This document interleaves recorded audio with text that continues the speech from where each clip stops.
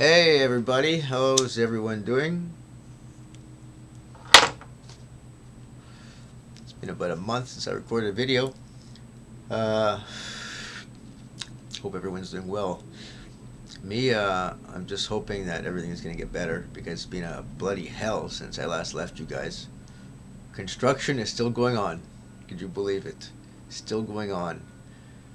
However, they have finally approached the end. So within 2 weeks, or in 2 weeks, it should be over. I should be able to wake up without hearing nonstop backing up, grinding, hammering, smashing. I mean, this is going on for 3 years. What bad luck I got. Well, I shouldn't say that, right? I mean, I was gonna say, had I moved into a quieter place, maybe I'd been recovered sooner, but I don't really think so because this place had a lot of benefits.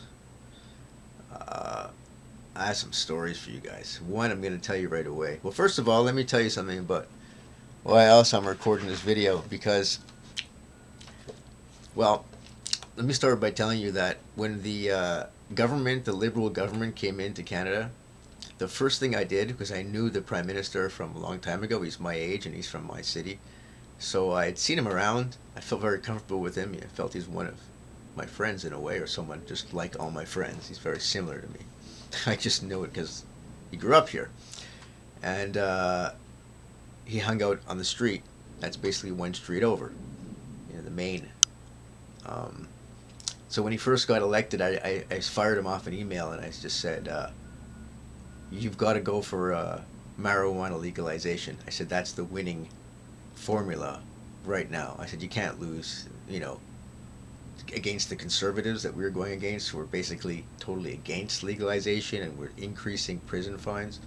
So I just said, buddy, I said, I don't know if you remember me, and I have a lot of advice, but the one thing that I just think that I'm going to tell you right now is just go for legalization. So guess what? Here we are, probably about 8 years later. The Cannabis Act of Canada starts tomorrow. Now, I don't take credit. I'm sure many people told him when I told him that it was a winning formula for his party. But it's just a little bit of karma because tomorrow, marijuana is legalized right across our country. Which for me, who relies on marijuana for my medicine, a lot of my friends do, but I can tell you myself, I definitely rely on specific strains. And this has been the problem all along. It's not that I can't get marijuana. It's been around forever, weed. It's never really been a problem acquiring it. Really, there's a pain in the ass, which is always having to chase the dealer, wondering if he's going to be home, not being able to buy when you want to buy, etc., etc. The stuff changes. Sometimes it's good, sometimes it's not as good. But really, my issue is not being in quality, but in strains. Because what works for my ADHD and for my insanity is sativa. Sativa strains are stimulating to the mind. They don't make me. They don't make people groggy. They don't give you that couch lock feeling where you want to sleep all day. They're basically a little bit panicky, a little bit of anxiety with sativa, and that's what I need. It keeps me good. And when I buy the stuff that's indica, which is what most people think of when they think of marijuana, it just makes me kind of depressed and tired and lazy, and it does basically what I would want it to do in certain situations, but for my day to day, for my brain power, I need sativas, specific ones. So that'll be tomorrow. For instance, right now, although I have a little bit of weed, I would love to be able to take a walk and get some more, and just set myself up for the next couple of days, and get some exercise. But it's not legal, so I have to wait for my dealer to open up at 2 o'clock in the afternoon, and I don't know what he has, and it's just I'm so glad it's over. It's going to save me so much stress and so much misery and angst, and just it's not a money issue. It'll cost probably more expensive when it's legal. It's just all the hassles. Now let me tell you guys a story, because this is just too crazy. It's given me faith again in God. I've had faith in God again because I thought I was losing faith. Okay, let me just tell you the story. It's just too weird. Unfortunately, when I've told the story to people, I've told it to two people, They kind of yawned. They didn't see the magic, so I hope you do. And I'll try to make it short because, boy, can I talk. Right after I recorded my last video, I was feeling all right. What else have I got to accomplish to get back into my state of mind? And it was basically nothing. I had done everything. The only thing that was on my mind was I wanted a pet. And I really wanted a rat because I'm not allowed to have pets in here, so a cat or a dog are out of the question. So it needs to be a small animal, and I've had rats before. They're incredibly intelligent, very affectionate. They're fun as hell. They can be destructive, but it's worth it. At the end of the day, I wanted a rat. However, a rat is also pretty big, and if my landlord ever saw a rat in here, I don't think he would be okay with it. And there's no way to hide the rat when he comes in because the rat is almost like a cat when it gets full grown. It's, usually I give him the run of the house and, I wouldn't get away with it. So my next option was a mouse, which I know is similar to a rat, but much smaller, much, much smaller, and really easy to take care of and quiet. And I'd be able to hide a mouse if my landlord was coming in in 2 seconds, and he wouldn't hear it because it's a light creature. It doesn't have the same mass. But I've never had a mouse, and I didn't want to make a mistake and acquire an animal that I wasn't going to be into. So I went to bed that night. This is just a few nights after my last video, thinking, rat or mouse, rat or mouse. I just couldn't. I didn't know. It was driving me crazy for a while, and it was a few days that I was doing research. And here's where it actually got crazy. I wake up one day, and I don't know what happened, but I started to think, I haven't been lucky. Oh yeah, I started to think, all right, everything's in order. Summer's coming to an end. I've got everything ready. I said, but how come I'm not loaded? I mean, my system was so much better. My business was stronger. I didn't have to buy as much. I said I should have some money in the bank, and I should be able to be. I should be okay. But I'm still to this very day pretty much always broke. I make money every day as much as I need to make, but I don't wake up with money. At least I don't wake up with cash. I mean, I have, maybe $50 in cans in here, but I gotta switch them over before I can spend them. So I was just thinking, it's because nothing happened. Like previous summers, I've been doing this now 3 summers, and the first 2 I have a lot of luck. Like I would find people's wallets, or I'd find money, and I would to return the wallets and get rewards. I had a lot of luck where I was getting hits of money, $200, $100, $50. That would make a big difference in my situation, right? So I said, I don't know, maybe God forgot about me. I said, maybe God was just, maybe I came to terms with it that night, and I was thinking, or was that morning, and I was thinking, okay, you know what? God was there when I needed Him at the beginning, when I was really, really. I mean, I was. I think they call it fugue. It was total. I didn't know who I was, what was going on in the world. I had lost faith in reality completely, and I really could not. It was cognitive dissonance. I mean, I could not believe. I still can't believe it. What happened? I still can't believe my family is the way it is. I mean, I'm on medication, so that's the reason why I'm not always freaking out. But we'll get to that another time. End of the day is, I was thinking, all right, God was there for me when I needed Him, and now He's on helping someone else. And then I leave the house to go return some cans like I do every morning to make my first 10 or $8 for the day. I do that 2, 3, 4, 5 times a day. So you're not going to believe it. I'm walking down the street that I've walked down 10,000 times to get to the can machine. It's about a 5-minute walk, 6-minute walk. And right in front of me on the sidewalk, drags by, I say drag because only one of his arms was working, a little mouse. A little mouse right in front of me. This is just in the time period where I was trying to think, should I get a rat or should I get a mouse? Well, I've never had a mouse, so I don't know if I should get a mouse. And I'm researching mice. And in that morning, I'm thinking God forgot about me. And then literally 15 minutes later, a mouse crawls by right in front of me. And I couldn't believe it. I was like, that's when I said, I have to believe in God. That just can't be a coincidence. It just never happened in my life that I've seen a mouse in the wild at all. We don't have a lot of mice. I had them in my apartments, but outside and injured to the point that I was able to pick him up and take him home.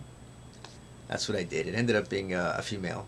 Her name was Bernice, and I totally fell in love with her. She was dying. She was paralyzed, and I did what I could to get her back into health, and I got her back into really good health. But at the end of the day, she only had one working arm, and her back was crooked, and she was eating but very little, and I really, I mean, I really loved her, and I felt just terrible. So after about 2 weeks, I said, okay, I've gotten the feeling of about having a mouse, and I definitely like them. I'm going to get a mouse, I think, tomorrow, when to celebrate legalization. Um, and then I gave her some Advil in a pill and some food to put her to sleep, and it worked. And the day she died, I mean, she looked so comfortable. I, I think I did the right thing. I felt terrible. I mean, the last thing she did when she was dying is she was like, I was crying, and I put her to kiss her, and she drank my tears. It was like symbolic. And then I put her to sleep, and the next day she was dead. And I buried her in the park. So it was really a heavy experience, but it was amazing that God delivered to me this little mouse. It was a miracle. I just couldn't believe it. It was a sign that He hadn't forgot about me, that He was always there, that He excused me for calling Him a million names, because I tend to insult God when I get angry. But I never insult Jesus. I don't know, I guess I feel God's let me down. I just got to know Jesus since my reincarnation, so He's always been good to me. Yeah, so I've been on what's it called, Concerta and Seroquel.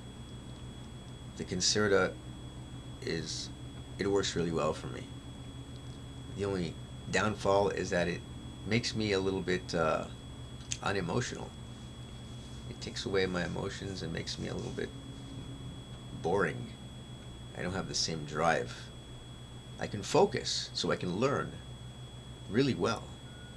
And I can practice stuff really well.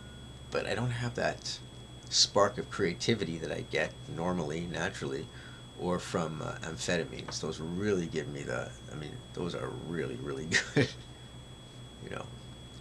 I'm going to have to get one sooner or later, because just one of those pills sets me off for a week, where I'm back to my old self.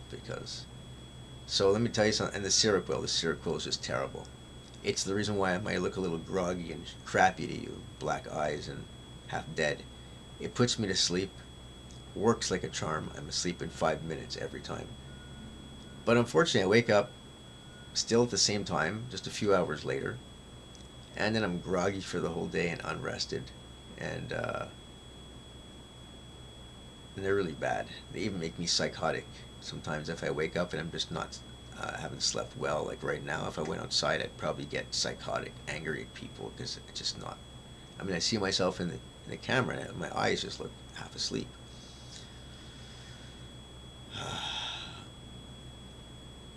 And I just want to talk about my family and the trauma, because I've come to some sick realizations that maybe I've revealed them before, but now the reality is really, really harsh, because so many memories have come back about my early childhood. And now I remember that there was no love. I totally forgot. But my parents, my father showed affection. Obviously he was a pedophile into boys, but he definitely showed affection. He probably was, I don't know. He's a psychopath. He's very excitable.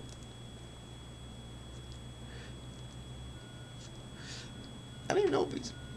I don't know about what it. I can't really. No, he's a psychopath. But what I remember is just that my mother was the real lowlife in all this. First of all, I realized it because she's the one who saw an opportunity and went for it. My father didn't do anything, so it was my mother who heard that he needed a wife and she'd be rich, and she got herself involved. And because she got herself involved and gave up her dignity and any hope of marrying for love or having children for love, well, she wasn't going to give it up. She was going to get that money. She was going to get it, and it didn't matter who or what she destroyed in the process. So when my father was caught, oh, also I was definitely. What happened is this: my brother told a teacher, Mrs. Davis. I'll use the names. So long ago, Mrs. Davis. I had Mrs. Davis. My brother had Mrs. Davis. I was in grade 2 and he was in grade 5. And he had her for home ec and sex ed. It was the same thing. And I had her for English. And my brother in sex ed told Mrs. Davis that my father was, I don't know what he was doing to him, molesting him, I suppose. And the authorities, or not the authorities, but the school got involved. Someone got involved. I imagine it was this. I don't know. My brother, being old enough to understand what was going on, was convinced by my grandmother and my father and my mother that it was all an experiment to teach my brother about the body, or he did. Maybe they said that, your father apologized, he made a mistake, but now you understand about the body, so you're going to be qualified to be a doctor, a wealthy, respected doctor. So they used that on him as a way of him minimizing the effect that my father had on him. But the teacher knew about me. And thinking back to grade 1 and grade 2, I was not who I am now. I was a quiet, shy, very scared kid. When I first entered kindergarten, another little boy went over to me and said, "Hi, kid," and I lifted my lunchbox to smash him over the head. I was completely socialized. My parents kept us apart from anybody, really. We weren't. My brother and I had each other, but my parents were they never took us to parks they did when we were very young, but I guess when we were little tiny kids, and they didn't have to really care about us, right? But as soon as we started to open our mouths at 2 or 3 and make demands, as kids do, my parents just didn't have enough. They had enough of us. And what I remember very distinctly that I hadn't remembered before is my parents discussing if they like us, and right in front of us. My mom usually would start, and she'd look at my father and say, "Do you like them?" And he'd go, "No," because that's what he would always do. That's a psychopath. He just answers. He doesn't even think about things. He goes, "No," and she goes, "Neither do I." So they had kids for the money. They never liked their kids. They had no hope for their own lives in terms of love or freedom, because they were hooked to each other and enmeshed in the Jewish community here. And my mother's family didn't know anything of this, so she had to keep everything quiet. So what happened was they took me to a psychiatrist, and I remember distinctly, and they took me a few times, and I remember telling the psychiatrist that I did not like my father when he brought it up. It's one of the only things I remember about that, the psychiatrist, besides the fact that he introduced me to computers, and I owe it to him my whole career. And it was 1977. I remember that because I just remember that the game he gave me to play would say 1977 on it, and that's when the year the apples came out, I believe. So I was 7 years old. So they took me in, and I told him I didn't like my father, and he said, "Why?" I said, "Because he comes into my bed and bugs me." He says, "What do you mean?" I said, "I don't know. I remember telling him I don't know, because I didn't know. But that's all it took.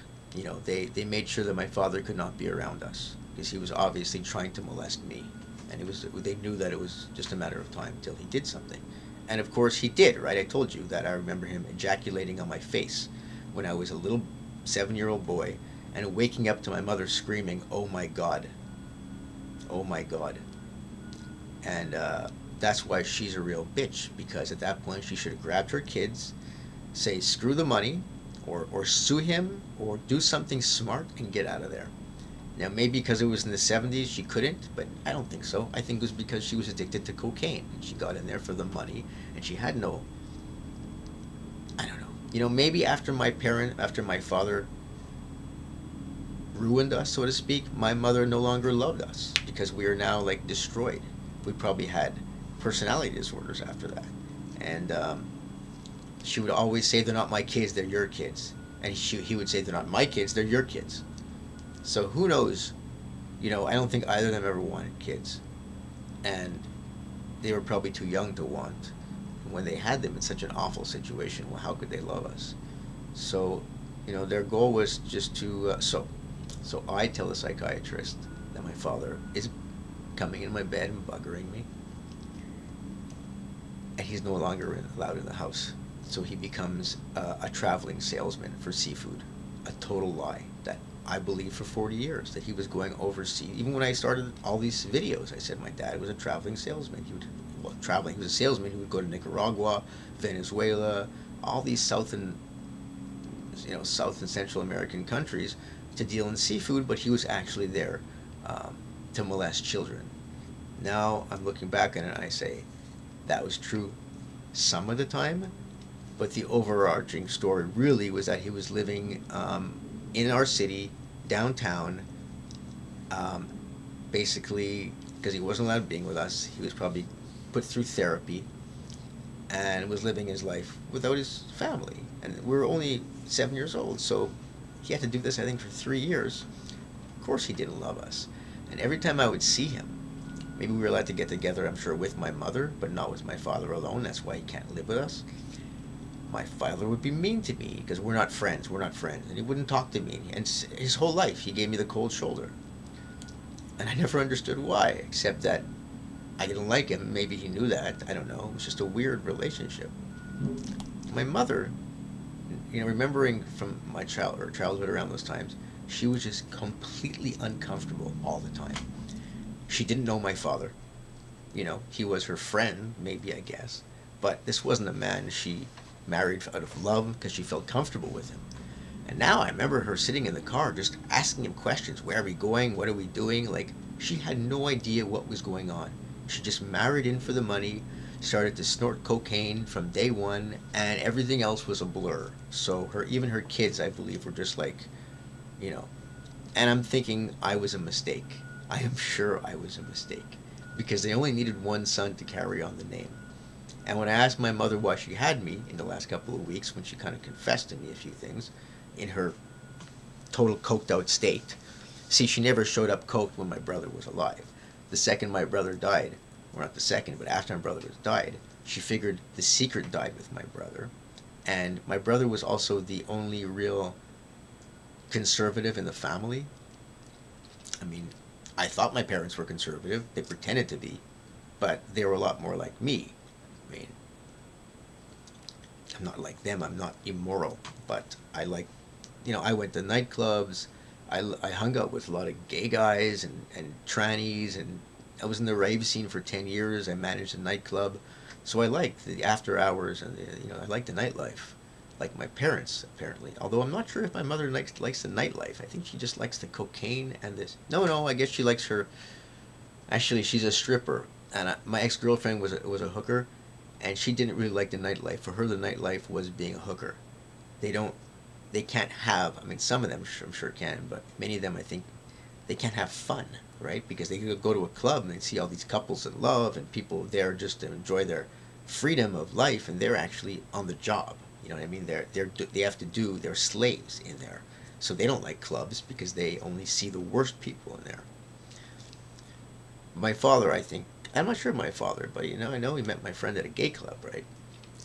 And just going to show you my father's psychopathy, he didn't even hide the fact that he was my father. Like, he was in the closet.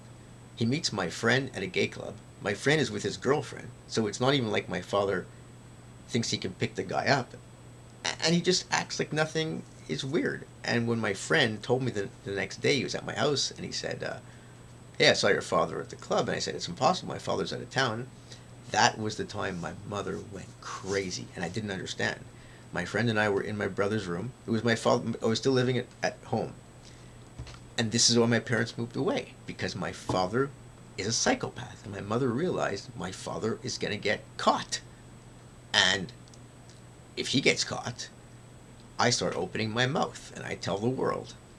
And my mother's narcissism, you know, wouldn't sit well with her, to say the least. I mean, when my father got caught, one of the things I remember my mother saying specifically was, I don't want my sister's kids to know. Her sister, who she gave anorexia to and is now dead from anorexia at 51, had two daughters at the time. And I don't even know if my mother even cared if the kids knew. It was just a way of getting back at my father by saying, you can't come to my family now. She wanted to cut him off. Now, what did she do then? She cut me off too. Now, I'm not sure if at this point, when they were going to Ottawa, where that family, where my mother's sister lived, she took my brother. She would tell me that my brother had a girlfriend there. And this was something I've figured out in the past few weeks. Just like my brother was in on this. He didn't know that my mother was a cocaine addict. He didn't know that my father was a raving homosexual. But he knew that they were not a real couple, and that he knew to some degree, you know, it was going on. But he didn't know as much as I know. I mean, he wouldn't have died of shock. He knew what they did, but he didn't know what they were. He knew what they were like, but he didn't know what they were. He didn't know they had disorders, that it was immorality behind it all. You know, he probably saw it as a justification. Well, they were, just like I can justify it. Until I think what they did at the end. So what happened was that they had made an agreement, my parents, that my father would take care of my brother, and he would be his good cop, and my mother would take care of me and be my good cop. And that is exactly what they did for the next 40 years. Now I look back on it, no affection, no love. They would only call us on certain, birthdays, so it made it look official. My mother's birthday, my father's birthday, my brother's birthday, and the two Jewish religions. That's when I would see my parents. And once in a while for dinner, I don't know why they would call me, I guess because they had some kind of ruse they needed to work through. But we were used. My brother and I were completely used. And when my brother realized it that night, he died of a heart attack the next day of shock. What's taken me 3 years to come to this point, through all kinds of hell, and still takes medication not to freak out. My brother just couldn't handle it. I mean, killed him. And my parents did not care at all. I mean, my brother thought that my father was his buddy, thought he was his, just like I thought my mother was my buddy. I thought that we both thought they were on our side, but in fact, both of them were just humoring us to keep us at a distance, but to keep us close enough together that they can continue with the confabulated stories, staying in the closet, my mother being a coke addict. My father can continue to molest boys, and my mother would cover for him and alibi him out. She exchanged cars with him at one point, and I do know that he was, one of the things he was caught, she hinted this to me, so I'm sure it's true, was being in the car, and he called a young boy over to the car and exposed himself. I think that's my father's degree. As far as I understand, he's not, as far as I can see in him, he's not a boy rapist. I mean, he will definitely rape the boy if the boy allows him, but I can't, even in my worst imagination, I can't quite see him grabbing a boy off the street and holding him down without, like a total animal. I think what it is my father is just extremely immature. He never had to grow up. He was raised in utter wealth in an era where everyone else was poor. So it wasn't like my father was a rich Jew today. He was a rich Jew back when all the Jews were still poor. And his parents were never around. He was in the alleyways causing trouble. Failed school. My brother told me that his report cards were all F's. He said there was one D and everything else was an F. My mother was thrown out of high school after grade 10. I mean, all this I put together today, knowing what I know now after my brother died, and the package is it's just horrifying. Not if they had come clean from the beginning, then I would still, like them, and I would still have respect for them for knowing who they are. But because they were narcissistic and psychopathic, and they hid, and they hurt people. Oh, my mother. My father is not as bad as my mother. My father has, I've always thought that about psychopaths. They have this one goal. We know that, right? They have this one goal, and they'll do anything to get it. And then they'll throw that person away or whatever they use, discard, right? That's my father. My father was into young boys, and that's really where his mind was at all times. And everything else was just not important. Didn't care. Like he would say, neither here nor there. What are you getting so excited about? All his phrases were about having no emotion about something. Take it easy. The world's not about to end. What do you get so? I mean, everything was like, to invalidate people's emotions. Even when he was trying to molest me, he would say, "What are you being so silly about?" He would try to pull me back in. "What are you being so silly?" And then I would have to call my mom, and eventually get up and he'd leave.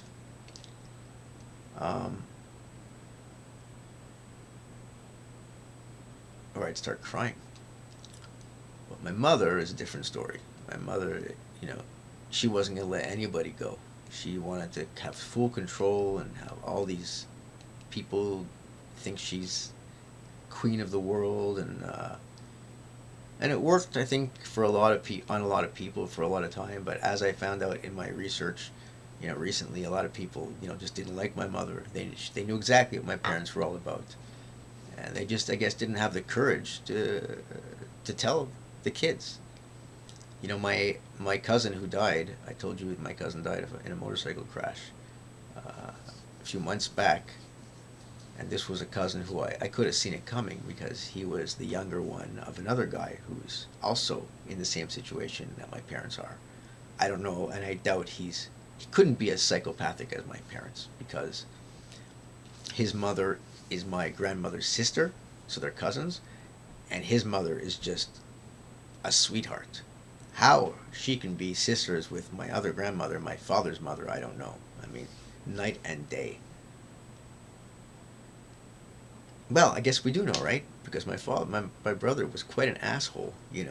People used to say, "How are you guys brothers, Neil? You're so calm. You're such a nice guy compared to your brother who's always screaming and yelling." Now they didn't know my borderline explosions, but generally I'm much more even keeled than my brother.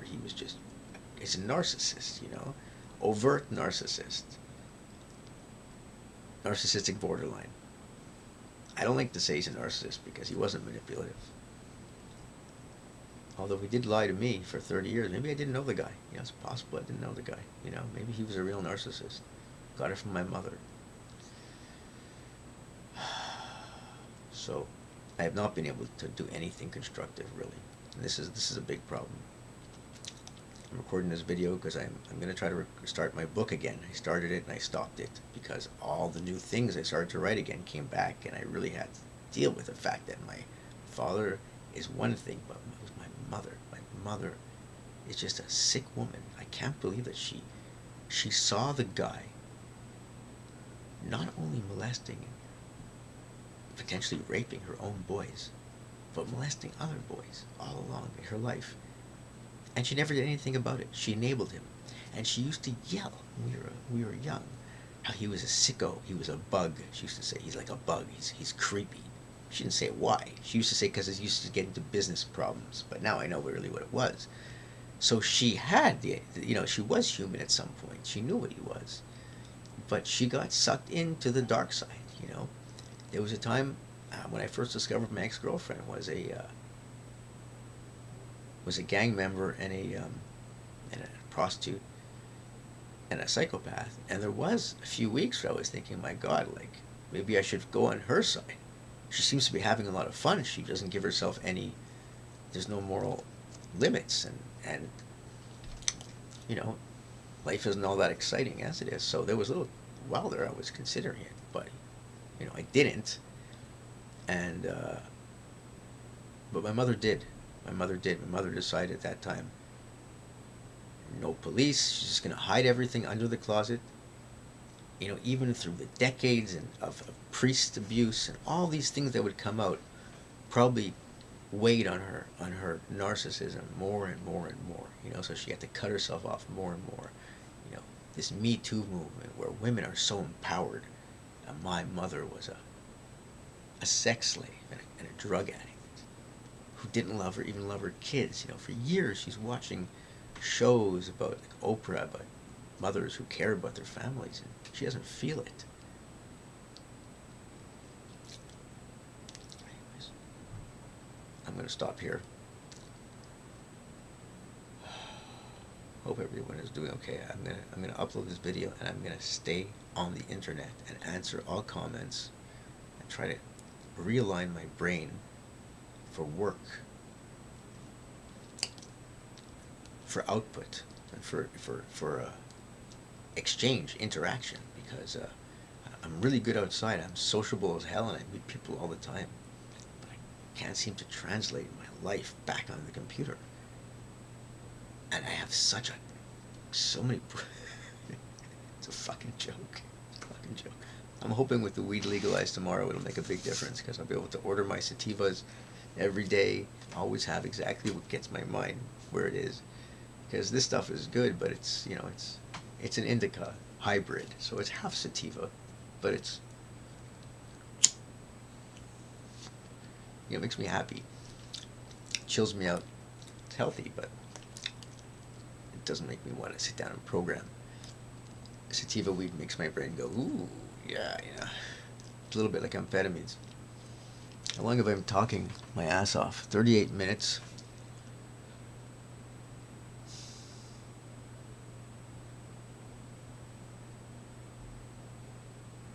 My mother's just a sick woman.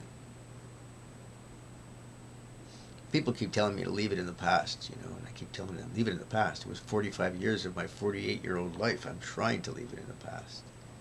But it is a difficult thing.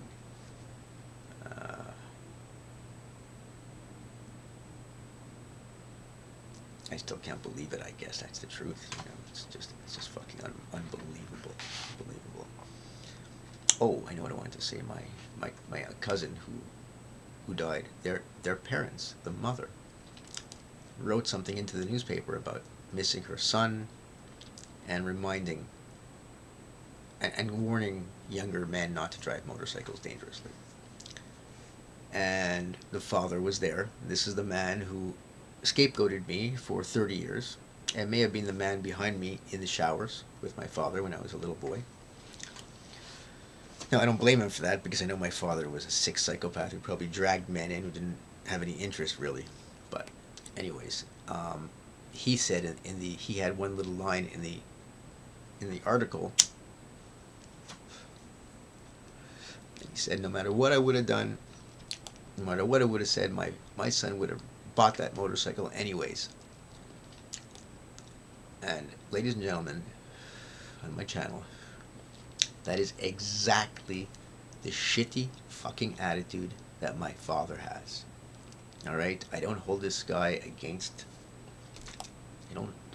anything against this guy as much as my father. But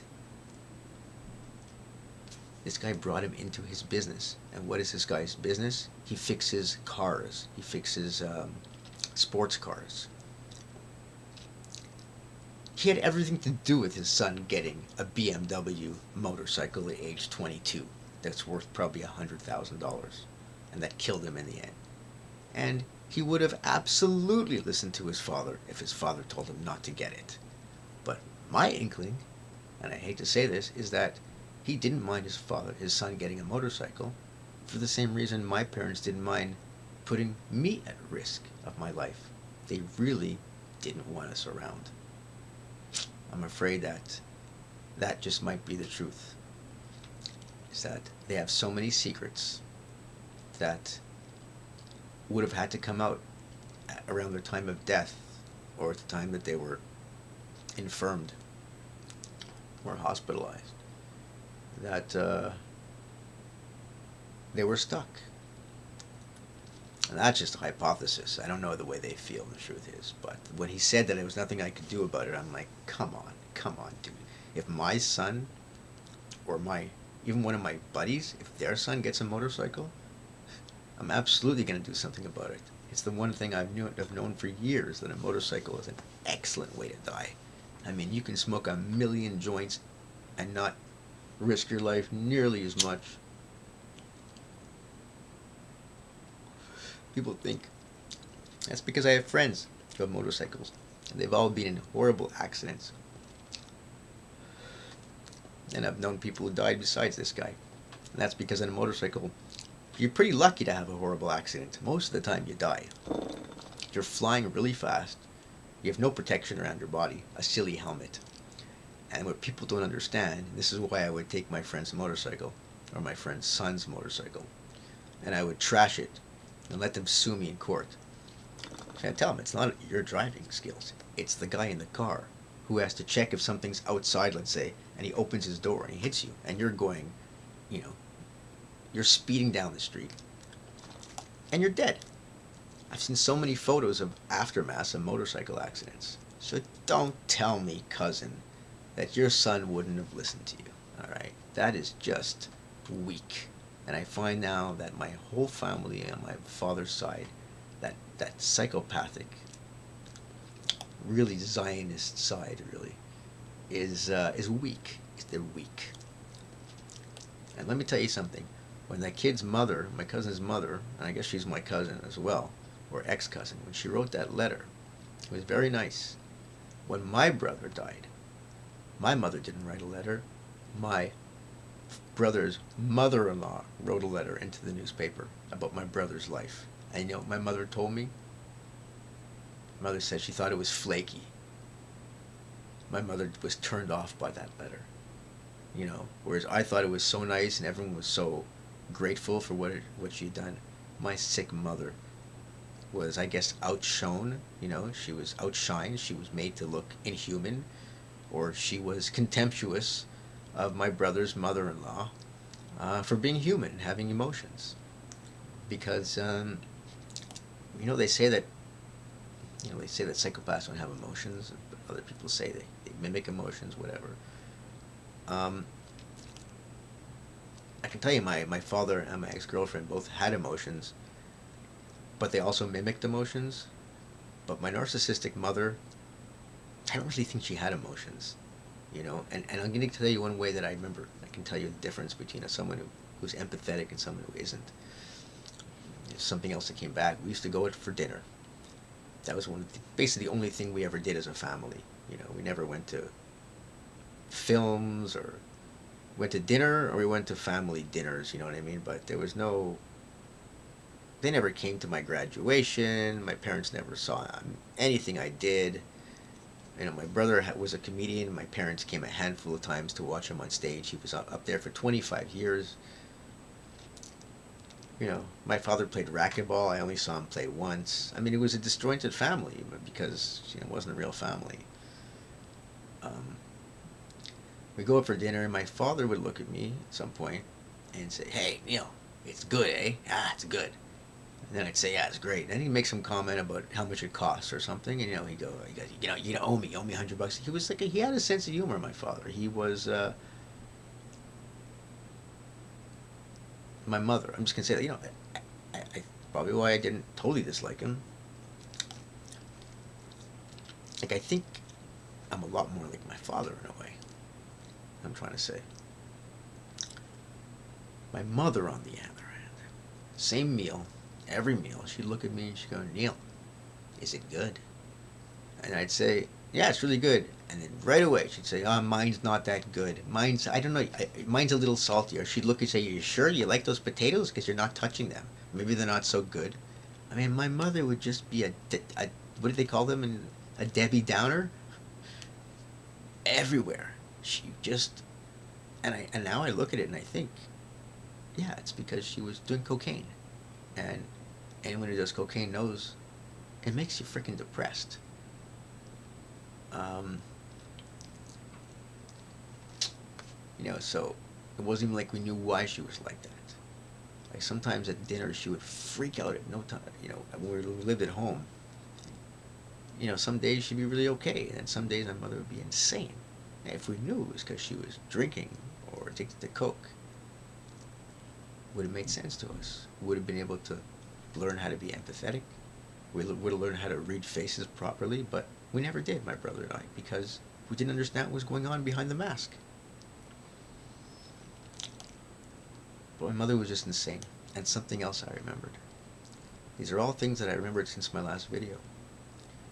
Is that after, when I was already in my early 20s, and we go back to the house, or we go back to somebody's house or somewhere to eat together, but it was just the four of us, and my mother would be acting out. Now I realize she'd be on coke, blow. My father would look at her, and he would say, Shane, get help, get help. And at the time, I used to think he meant just get psychological help, as a joke. I thought a lot of the stuff my father said was a joke. Today I realize it wasn't a joke. That she had a problem, and that he probably had gotten help for his sexual urges, controlling them, and he was probably saying, it's time you get help. But I don't think she ever got help, because she's a narcissist. The police never got to her to force her to help. And my mother was just, I mean, I was seeing a psychiatrist in my 20s, and she was trying to talk me out of it. She sent me money. That's what she would do. She sent me money. She goes, you don't need a psychiatrist. I'll send you $5,000 or something, and you'll be okay. Of course, I took the money, but I also went to go see the psychiatrist. So I've been in therapy since my 20s, and I'm in my late 40s, off and on, here and there. That's probably why I'm not totally dead like my brother.